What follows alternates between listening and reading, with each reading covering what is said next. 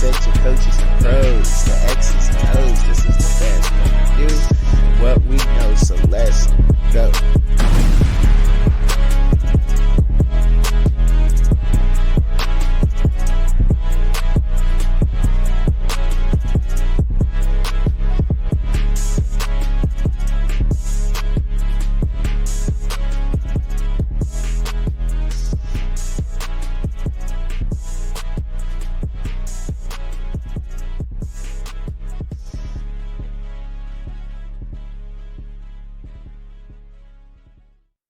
Oh my gosh, what is up? What's up, y'all? What's up?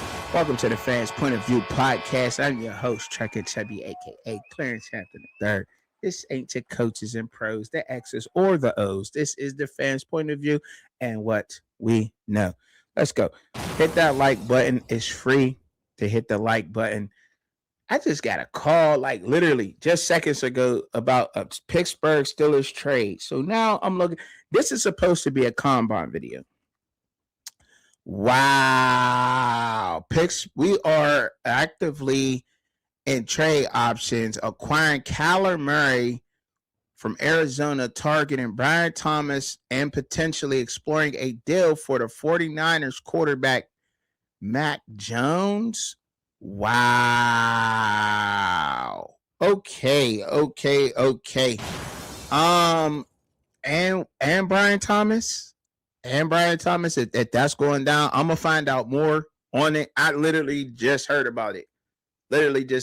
So be doing a live on that. But I gotta finish this combine up. As I told y'all, I would bring y'all some news upon the guys that were in the combine, and that's exactly what I'm about to do because I'm on an offensive lineman, okay? Chris Adams from Memphis. Look, Chris Adams, he's a fast guy. He's athletically built, faster guy. He played some tackle. Sometimes they had him in at guard and special team. Towards the goal line, they would move him inside more for power, and I think that's where he needs to play in the NFL. A lot of these guys, offensive linemen in this draft, I think fit. There's very few tackles, but there's a lot of tackles who I think can move inside in the NFL, and I think that Chris Adams is one of those guys. I really like him in the inside, athletic. Like I said, he can move well, decent feet work. Could work on that a little bit more, as most people could, moving up to the next level as a pro. But I like his top strength. He don't seem to be top heavy. He seems to be a guy that I think that you can get at a decent round and get in there and get him to work as soon as possible. I don't know if Chris Adams is a day one starter. I'm not going to sit here in front and act like he's a plug and play type of guy that's going to come straight up from college and then going to go straight into the NFL and put in that work. But I will say this, though. He is definitely a guy who is going to make a splash, you know what I'm saying, at the next level. And I think he's good for some depth there, too. You know what I mean? I think you can get him in there and get maybe a nice depth piece for guard and the inside of your offense. I like the way. Then I missed his workout. Didn't see him take part in that, and I probably don't want to see him at a pro day neither. But from the film, I'm speaking on with him, and that's where I'm coming from, particularly with Chris Adams from Memphis. I think he's an inside guy, and that's where I like him to be at. Wish I'd have seen more of him in the combine. I heard a little bit more, but I just didn't. And I'm not going to sit here in front to y'all and act like I did, right? All right, but he was invited nonetheless. Now, Drew Barry actually had a good. He didn't run a 40. Did he? I think didn't Drew Barry run a 40? Because I don't know why didn't they post it. If that was the case, why didn't they post Drew Barry's his time? I didn't see it at all. So I gotta type his name in. Okay, he did run it. Okay, don't know why it didn't pop up, but Drew Barry did run a 40, and I like that. And for his size, he posted a 5.08. That's what he posted, 5.08 seconds in a 40-yard dash. A lot of people say that 40-yard dash don't matter. It to me it does because it can you get the speed, you get the, how fast the guy moving, can he pull?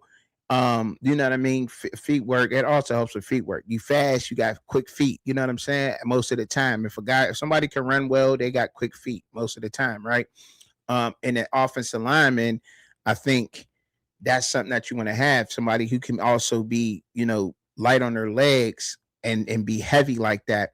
And Drew Barry, I think he really made up for the Senior Bowl in a combine. From what I've seen throughout the combine and the videos that was chopped up of him on the offensive line, when the offensive lineman, Drew Barry stood out of being a guy that I thought he can be at the next level. He's another one of those guys I think that'll thrive in the NFL in the inside more. And that Senior Bowl solidified that for me and for most of y'all. And that's simply because a lot of people with that dip and rip, they struggle with that. It's not easy playing tackle and having somebody run full speed at you, you not knowing what their move is and just trying to keep up with them while you're backpedaling doing that. That's not easy. They make that look extremely easy because they're trained at that, but it's not. And Drew Barry showed why I think he should be in the inside. And that's because at the Senior Bowl with top elite pass rushing talent, he struggled a lot, but when he gets his hands on you, and you can't say this for most offensive linemen, it's easy to say, oh, if any offensive lineman get their hands on you, it's hard to get off. That's why you don't let them get their hands on you, right? But here's what I'm saying about Barry, though. Barry's going to make an example out of you. He's going to mow you, and he's going to get to the next level. And that's why he needs to be in the inside, because he needs to be in an engaging process time and time again. I don't want Drew Barry, to me personally, from what I've seen on the film and from what I've learned, I want him in an engaging process, play after play after play. And right there in the inside of the trenches, you have no choice but to engage. You're engaging. And particularly to run, pass blocking, he's going to need some help with that. But you can definitely get him at a plug. I think he's definitely a plug and play guard at the next level. No doubt. Because look, the only way you're going to get better is by the reps, right? Being in the inside, it gives you somewhat of a shield, somewhat of boundaries, because you have a center on either side and a tackle on either side of you. So you kind of know you're already in a box. Where is my box at? And if you could, once you get the chemistry with your center and your tackle, you kind of know where is that boundary at. Well, I know he got this. I know I'm waiting for, you're going to come here. You got to come through me. And that's a guy that you're not going through. You're not going through Drew Barry. And that's why I think he's going to be a hell of a guard in the NFL. Because you're not going through him, regardless of how he looked at the Senior Bowl, getting beat by a pass rusher, going around the edge of him and around him. They didn't go through him. Nobody went through Drew Barry. You're not going to do that. And that's why guard is the place for him. All right. And I love it. I do. I love that pick. I think he do well there. All right. Moving on. Shout out to Drew Barry, though, man, from Boston College. All right. My man, Garrett DiGiorgio. I thought Garrett DiGiorgio, man, he's going to be another one of those guys that's a guard. And that's because simply, and it's just not me on what I said, because I said this before. I'm not just regurgitating something somebody else said. This is for my take. I'm taking only for my take, but I've heard other people say exactly what I said, because obviously I know, ball, and what they see is what I see is everybody else sees, right? He would get beat in games, but he would not give up. He would be relentless, and he would keep fighting towards that person. And by the end of the game, that person was just not, you weren't beating Garrett DiGiorgio the whole game. You get him, but he's going to keep coming at you. And I admire that, because not everybody's like that. Once they just get the drop, you're just getting beat. They get demoralized, and you're getting pushed back. You're getting beat with a bull rush. You're getting beat with a dip and rip. Something is beating you. You know what I'm saying? Or a spin move all game long. That's not happening with Garrett DiGiorgio, right? And Just put him inside the trenches at guard at the next level. You're going to get a hell of a guard at a Garrett DiGiorgio because you got to go through him, and you're not going through Garrett DiGiorgio. He's not going to let you push him in a quarterback's lap. Another guy just like Joe Barry.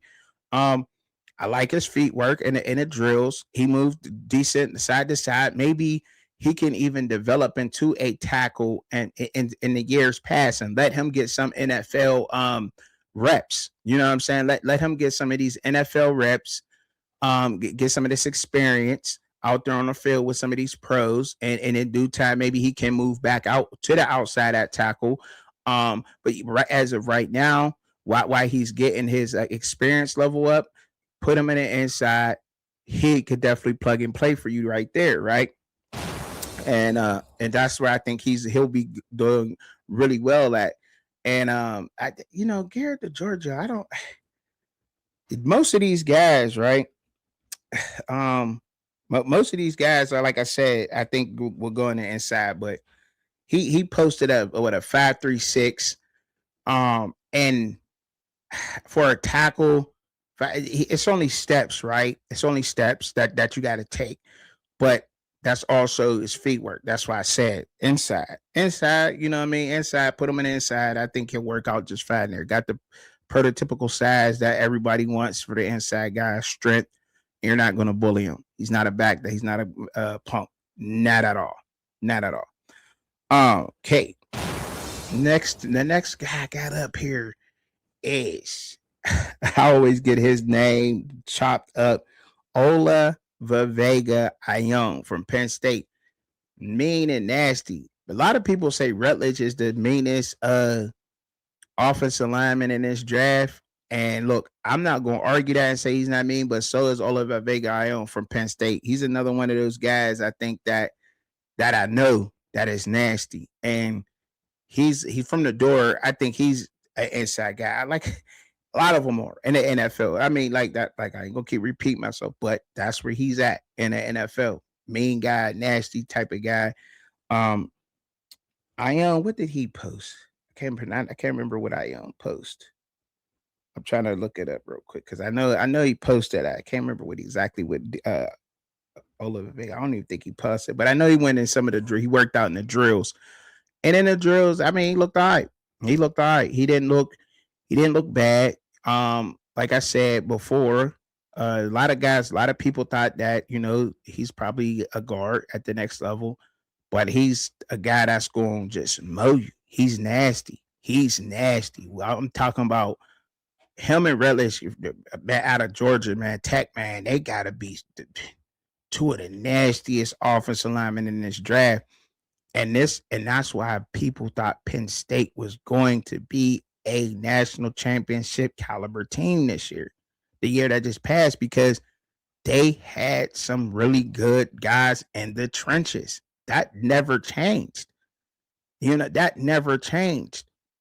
And what's crazy is the one position that they couldn't depend on, that guy is looked at as being a first round pick, and these other guys kind of aren't.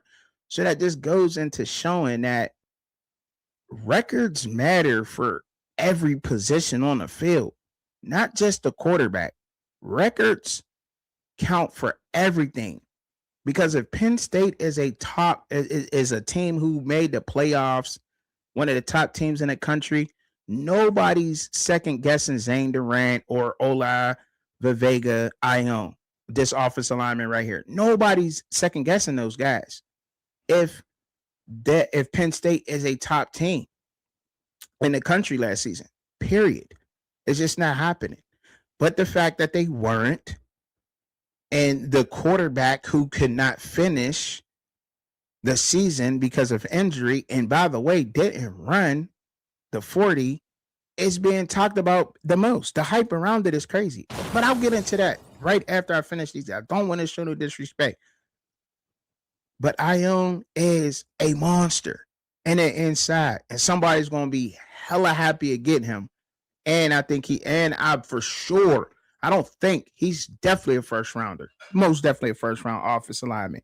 Hands down. Somebody's going to be happy to get him. and somebody's happy. There's coaches and GMs right now, and that is so happy Penn State didn't have the season they had, because this guy right here is definitely going to be a hell of a guard. Another guard that I think that's going to be super, that like people already kind of hyped him, and it's always the offense, the Iowa offensive lineman. He ran the fastest. He gave the fastest 40. He did Logan Jones, and he was on my list. Logan Jones from Iowa, the center, and he reminded me that when you got a center who can move that quickly, there's so much you can do with him, especially in these offenses that the NFL is running now with the read of a RPO system, the run pass option, read option. You know what I'm saying? He's the perfect quarterback to have. And I mean, it showed last year with Gronowski being up there at Iowa, the success he had in Iowa, the way that offense was able to score and put up points like never before. A lot of that had to do with this offensive line being as athletic as it was, and Logan Jones being the catalyst at center and leading that charge. And I don't understand why people thought that Iowa was a bad football. The record made them bad, right? Made them look at it as being bad. So once again, records do matter for position, and they do matter for all players, the success of the team totally, right? And that's just further solidifies that, because when you look at Logan Jones, Iowa, the center from Iowa, was a mauler, very fast, got to the second level very quick, and sometimes it's like he knew what the linebacker was doing. Like he did his homework on the linebacker. When he watched film, he broke down film with the quarterback, and he was sometimes getting to the second level or getting to the spot before the linebacker did when you watch film. And that's why I think a lot of guys that talk about offensive linemen are going crazy over Logan Jones. And this is before he even posted his 40, being the fastest offensive lineman at the combine. This was before that. They were like, yo, he's definitely one of those dudes. He's always going to be a plug and play guy, no matter what. Now, if he don't have the ball in his hand, so if you already got a center, he can definitely play guard. He played there too. He could play guard. It's not that, he ain't got the ball. So now if he ain't got the ball, oh man, you know what I'm saying? That he's definitely getting there. So I think that just helps him a lot that he snapped the ball, that he can play center. And in college. So where do you want to put him at? But he's definitely coming off the board in the first round. I think so. Logan Jones helped himself a lot, because I mean, when you not only did he post a great workout and have a great workout at the combine around all the NFL scouts, but when you watch the film on Logan Jones and seeing what Ivy was able to do in that offense, just like I said, he fits a lot of what the NFL teams want to do now. And look, I could see him doing that for Josh Allen in Buffalo. I could see him doing that for Jalen Hurts in Philadelphia. You know what I mean? Like, just giving you a quick look on quarterbacks that like to scoot. I could see him I could see the Ravens taking Logan Jones right now. They're kind of in a dispute with their center. Might want to go with a younger guy. Logan Jones would most definitely fit in the Baltimore system, without a doubt, with Lamar Jackson, Derrick Henry, and those guys. He's probably going to be running right beside Derrick Henry all the way to the end zone. That's just who he is and how he gets down. He's a good offensive lineman, great offensive lineman, I should say. Anyway, yeah, that's my guy though, Logan Jones. Really like him. Yeah, but that was the end of the offensive lineman with Logan Jones. But I told you I would bring out that video. The offensive lineman, when I did my video, they didn't post their times yet, and their workouts was just not finished. And I didn't look out through the workouts to see everybody work out, but I did now. But the one thing I'm gonna finish off with before I close on out of here is that guys that did not participate in a combine themselves are probably gonna do their pro days, and it sends a mixed message, right? You're supposed to do that. You're hiding something. Like I said, I think they're hiding something. People could say what they want to say about it, but I think you're hiding something. If you don't want to do it in an uncomfortable environment, but you want to do it in a comfortable environment, I think you're hiding something. First off, that's just me, period. Somebody who's doing that always got something to hide. Secondly, the offensive line and defensive line at Penn State, who are now suffering, talking about being day 2 picks, day 3 picks, because Penn State didn't have the best record, but the quarterback Drew Aller may come off before them, It's insanely crazy because they had less time to prepare for the combine than Drew Aller. Drew Aller didn't run the 40. He ain't have to post fast. He just had to look fast enough.